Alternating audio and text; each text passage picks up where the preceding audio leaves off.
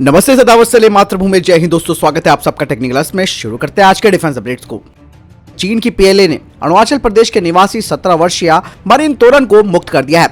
PLA ने सभी protocol पूरा करने के बाद मीरान तोरन को भारतीय सेना को सौंपा है। इसके बाद भारतीय सेना की तरफ से इस तोरन की जांच की गई और उसके बाद सभी प्रोटोकॉल का पालन किया गया। हालांकि ये भी कहा जा रहा था कि पीएलए ने जानबूझकर मीरान तोरन को अपनी हिरासत में लिया था। भारत की K9 वज्र तोप और पिनाका रॉकेट लॉन्चर से घबराए पाकिस्तान ने चीन से नई हवज़र तोप और मल्टी बैरल रॉकेट लॉन्चर खरीदा है। चीन की ये तोप टैंक की चेसिस पर बनाई गई है, जिससे ये तेजी से हमला करने में सक्षम है। चीन की कंपनी नोरिंको ने पाकिस्तान को AR-1 300 mm multi barrel rocket launchers दिए हैं, ताकि पाकिस्तान भारत के पिनाका रॉकेट लॉन्चर का जवाब दे सके। पाकिस्तान को इन हथियारों का पहला बैच मिल गया है। चीन और पाकिस्तान के बीच ये पूरा सौदा $51 करोड़ का है। चीन जहां भारत की घेराबंदी करने के लिए हाइपरसोनिक मिसाइलों से लेकर S-400 तक को तैनात कर रहा है, वहीं अपने आर्थिक गुलाम बनाते हुए पाकिस्तान को हथियारों से लैस करने में जुटा हुआ है। चीन की कोशिश है कि भारत अपने पश्चिमी सीमा पर लगातार फंसा रहे और उसे चीन के खिलाफ अपनी क्षमता को मजबूत करने का मौका न मिल पाए। आपको बता दें कि चीन के द्वारा निर्मित SH-15 हविज़र, इसकी रेंज 53 किलोमीटर है, वो भी रॉकेट प्रोजेक्टाइल के साथ, और 20 किलोमीटर का ये स्टैंडर्ड एमुनिशन को दाग सकती है। इस हविज़र को 6 क्रू मेंबर संचालित कर सकते हैं और ये व्हीकल 90 किलोमीटर प्रति घंटे की रफ्तार से चल सकता है और इसका इंड्योरेंस टाइम है 600 किलोमीटर। साल 2021 में पाकिस्तान की तरफ से भारत भेजे गए 68 ड्रोन देखे गए और इन ड्रोन के जरिए पाकिस्तान नशीले पदार्थों और हथियारों की तस्करी भारत में कर रहा है और भविष्य में भारत के खिलाफ पाकिस्तान बड़े ड्रोन का इस्तेमाल कर सकता है। और इस बारे में जानकारी खुद खुफिया विभाग ने दी है। इंटेलिजेंस ब्यूरो ने कहा कि लश्कर-ए-तोयबा ने पाकिस्तान में अपने शीर्ष कमांडरों की एक बैठक की है, जिसमें भारत के खिलाफ उनकी ड्रोन नीति पर चर्चा हुई है। आईबी के अधिकारियों ने बताया कि पंजाब प्रांत के तक्षशिला में लश्कर-ए-तोयबा और जैश-ए-मोहम्मद के टॉप कमांडरों की बैठक के दौरान चीनी कमर्शियल ड्रोन का इस्तेमाल करके सीमा के करीब छोटे बम से हमला करने का निर्णय लिया गया है। वहीं दूसरी ओर इन ड्रोन के खतरों से निपटने के लिए DRDO और Bharat electronics anti drone system को तैयार करके उनको डिप्लॉय करना शुरू कर चुके हैं।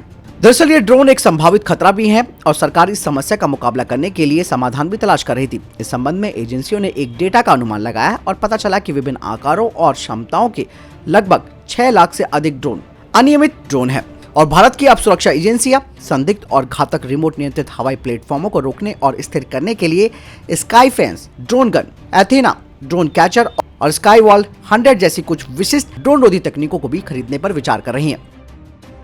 BSF ने देश की समुद्री सीमाओं की रक्षा करने के उद्देश्य से 3 नए फ्लोटिंग बॉर्डर आउटपोस्ट जहाजों को अपने बेड़े में शामिल किया है।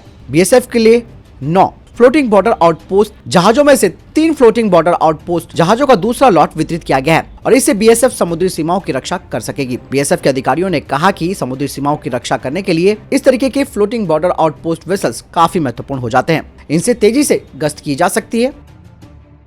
दोस्तों, जिस तरीके से चाइना लगातार रोबोटिक्स के क्षेत्र में आगे बढ़ रहा है और डिफेंस के क्षेत्र में वो रोबोट्स को बनाकर भारत के खिलाफ खड़े करने की तैयारी कर रहा है, तो ऐसे में अब ऑल इंडिया रोबोटिक्स एसोसिएशन ने कहा है कि उन्होंने डिफेंस रोबोट्स पर काम करना शुरू कर दिया है, जो कि मिलिट्री कॉम्बैट की भूमिका निभाएंगे और ये कंपनी अगले कुछ महीनों में प्रोटोटाइप्स भी जारी करेगी, जिसका इस्तेमाल यूजर और टेस्टिंग के लिए किया जाएगा। अगर ये प्रभावशाली होते हैं तो इनकी अतिरिक्त यूनिटें भी बनाई जाएंगी, जिन्हें की आर्मी के हिसाब से तैयार किया जाएगा। ऑल इंडिया रोबोटिक्स एसोसिएशन ने कहा कि स्टार्टअप्स को भी इस प्रोजेक्ट में शामिल किया जाएगा, जिसमें कि 60% यानी कि 60% जो काम होगा वो ऑल इंडिया रोबोटिक्स एसोसिएशन के द्वारा किया जाएगा और बाकी का जो 40% का काम होगा उसे ऑल रोबोटिक्स स्टार्टअप्स के द्वारा किया जाएगा।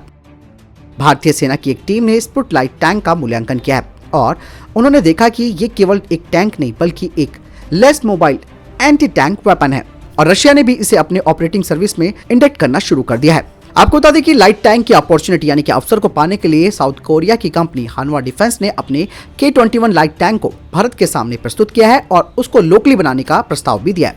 हालांकि एक बेहतर प्लेटफॉर्म इसे माना जा सकता है और इसका 105 mm का टरेट 42 डिग्री तक का एलिवेशन प्राप्त कर सकता है, जिसका इस्तेमाल उच्च ऊंचाई पर दुश्मन के ठिकानों को तबाह करने के लिए किया जा सकता है। तो वहीं DRDO और L&T लाइट टैंक पर भी काम कर रही है। DRDO और L&T के द्वारा बनाए जाने वाले लाइट टैंक का प्रोडक्शन तुरंत शुरू कर दिया जाएगा जब ये एक बार अपने ट्रायल में सफल हो जाएगा। दोस्तों, डिफेंस बजट 1 फरवरी 2022 को जारी किया जाएगा। ऐसा कहा जा रहा है कि इसमें भारतीय नौसेना को ज्यादा बजट दिया जाएगा। वहीं डिफेंस एक्सपर्ट्स का कहना है कि भारतीय नौसेना के बजट में बढ़ोतरी का मतलब यह है कि जो प्रोजेक्ट चल रहे हैं और जो प्रोजेक्ट प्लान में है उनको बढ़ावा तो मिलेगा ही, साथ ही 40,000 करोड़ की P-75I, जिसके तहत 6 मॉडर्न कन्वेंशनल सबमरीन्स बनाई जानी है और प्रोजेक्ट 17A के तहत 7 स्टेल्थ फ्रिगेट और इसके अलावा landing platform docks, minesweepers और tanks of fleet support ships का भी अधिग्रहण इसमें शामिल होगा।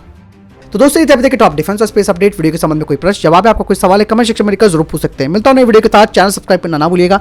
जय हिंद, वंदे मातरम।